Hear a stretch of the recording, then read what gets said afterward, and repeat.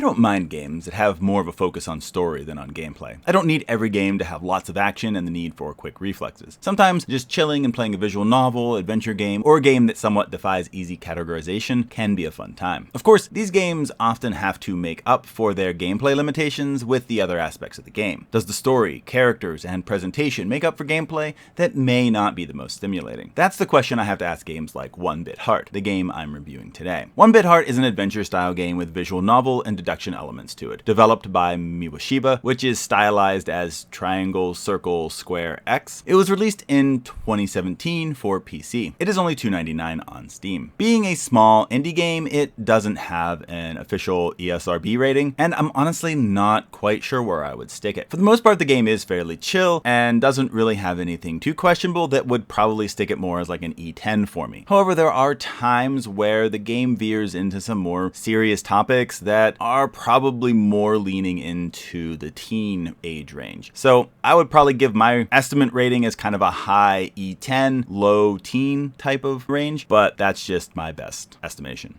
The story of 1bitHeart follows two main storylines. Both of these threads involve our main character, Nanashi. When we meet Nanashi at the beginning of the game, he is a shut-in and has dropped out of society. One day he meets a girl, Misane, who somehow appeared on his bed. Misane encourages him to go outside once more and make friends. The second storyline develops as you're going out and trying to make your new friends. Now, to give some background, the world of 1bitHeart is more technologically advanced than ours and has a master program that has helped society in many ways, which people are connected to via bit phones that, if I'm understanding everything right from the game, are somewhat connected to our minds. However, as Nanashi is trying to make his friends, he realizes someone is hacking the master program and causing people to act in unusual ways. Misane and Nanashi find themselves trying to figure out who is doing this and how to stop them. Now, I found the story just okay here. I didn't find that the story made complete sense when it was all said and done. There were some interesting twists that I didn't quite expect, but I just didn't get the final reasoning behind the hackers, or at least why there needed to be a group of hackers, other than it just felt like it was to add more characters and have more to the story in general. This created a weird story feeling to the game for me. The Finding Friends storyline at start felt really forced and weird, but actually made more sense when we arrived at the conclusion of the narrative. The hacking storyline was actually the more engaging one for much of the game, but then wound up having a very disappointing payout when it came to the conclusion of the game. So while the story did leave kind of a weird impression, I felt like the biggest problems didn't really come until the end. In part, this is because there are 3 endings to the game, and 2 are not satisfying at all. And these endings are tied to how many friends you had at the end of the game. If you just went through the game and didn't try to befriend anyone that wasn't part of the main story, you got the worst ending. If you befriended a few extra people up to a certain amount, then you got the normal ending. And if you made enough friends to get up past the highest threshold, you got the best ending in the game. And the problem with this is that there were just a lot of minor characters in this game, and you had to make a lot of friends to get that best ending. Now, I did really like the main cast of characters for the most part, but there were so many side characters that were just there for you to befriend and not really play much of any role in the bigger story, if any at all. And I didn't dislike these characters necessarily, but with such a limited role in the game, they also weren't really ones I became invested in either. And this left me with a story that was okay, but felt like a lot more work than what I really gained when it was all said and done. It was an interesting premise overall, but it just didn't quite click with me.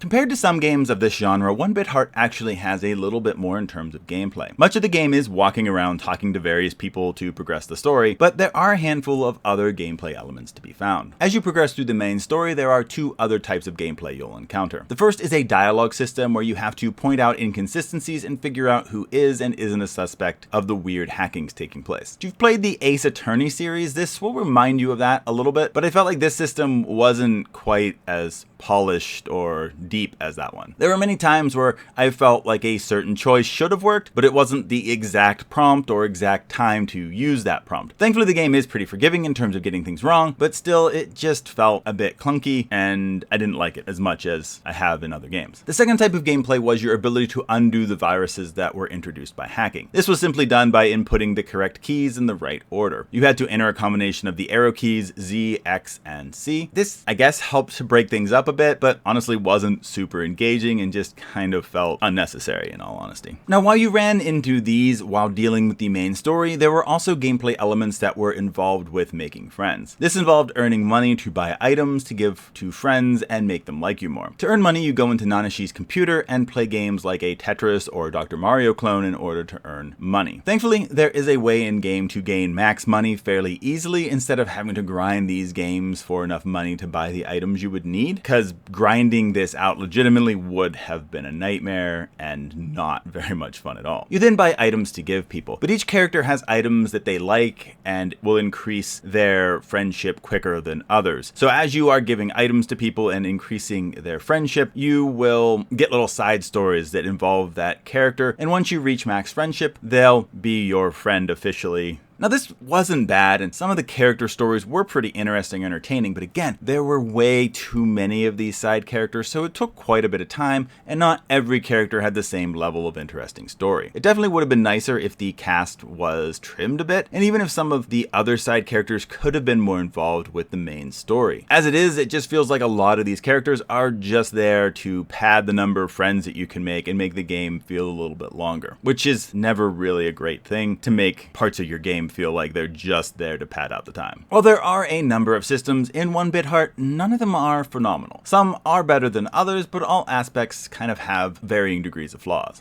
The art and sound of 1bitHeart are probably the strongest elements of the game, but they are also not going to be for everyone. The art style is vibrant and colorful, but is also a bit unusual. Character models overall are nice, and the characters all have unique looks. Again, some you might like more than others because they do have some unusual looks as well throughout the game, like the one android girl who wears like a paper bag over her head for a good portion of the game. What was more unusual were the color choices in a lot of the art of the game. Each location that you can go to kind of has a set color associated with it. Like the starting neighborhood is blue, so like you go and all the buildings are these various shades of blue, and it kind of makes for a cool effect, but it's also a little weird too. There are times where the colors and the color combinations are just not ones you would normally see. They're just very bright and very clashing sometimes, and so it's just a weird art style. And it makes it have a very unique art style, and personally I liked it more than I didn't, but it also just struck me as an art style that not everyone would really appreciate and enjoy. The music of the game kind of reminded me of Persona music, which is high praise. The music is definitely just there for vibes though, and I didn't really feel like the music often played a role in telling the story and getting you emotionally invested in what was going on. It's still good though, but I tend to like my music in games that have a bit more emotional heft.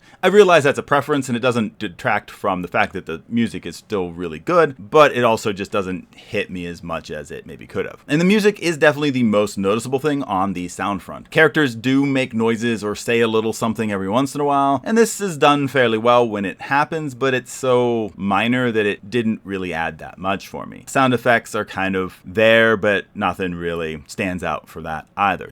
1bitHeart was a game that I wanted to enjoy, but I found myself overall underwhelmed with the experience. The idea of gaining friends is an interesting and unique story focus, but the execution was just a bit lacking. There were too many characters that felt like they were just there for the friendship side of the story and not connected to anything else of significance. The other side of the story was more interesting for much of the game. It just didn't quite stick the landing. It did have some interesting twists that I enjoyed, but the overall picture at the end just didn't quite add up. The gameplay elements were also just okay. While it was nice to have a bit more diversity of gameplay styles in a game like this, most of the systems were kind of flawed or just weren't that fun of an addition. Considering this, I'm giving 1bitHeart a 6 out of 10. I just thought there were a number of things that held the game back overall. It kind of falls into that range of just kind of being an average game with an overall lean towards being more good than bad for me. As I said, I wanted to enjoy this game more than I did. I was attracted by the art style, and I'm often a fan of games that fall into this genre. However, I just didn't really find the game to be as good as I hoped. I know it's a fairly cheap experience, so it may be worth checking out if the game looks interesting to you. After all, it does boast a very positive on Steam, so your experience with this game may be very different than mine.